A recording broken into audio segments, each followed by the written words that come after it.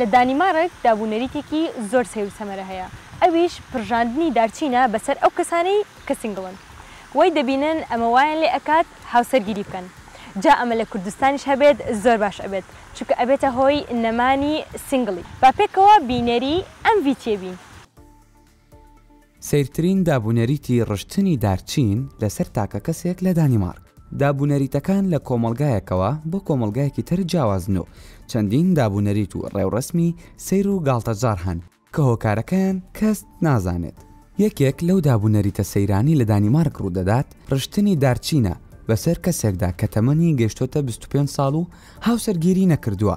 چالاکوانانی سۆشیال میدیا وێنەی دانیمارکیەکانیان بڵاو کردەوە کە دارچینیان بەسەر کەسانی سینگڵدا دەڕژاند، جا چ ژن بێت یان پیاو. ئەو پیاوانی تەمەنیان گەیشتۆتە 25 ساڵ دەوترێت ئامانج لە پشت ئەمەوە پاڵنانی گەنجان و پاڵنەرە بۆ هاوسەرگیری و بۆ دۆزینەوەی هاوبەشێکی ژیان.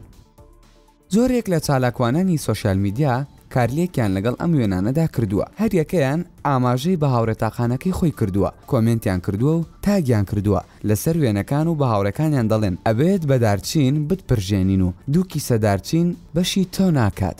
یەکێکی تر پۆستێکی کردووە نووسیوێت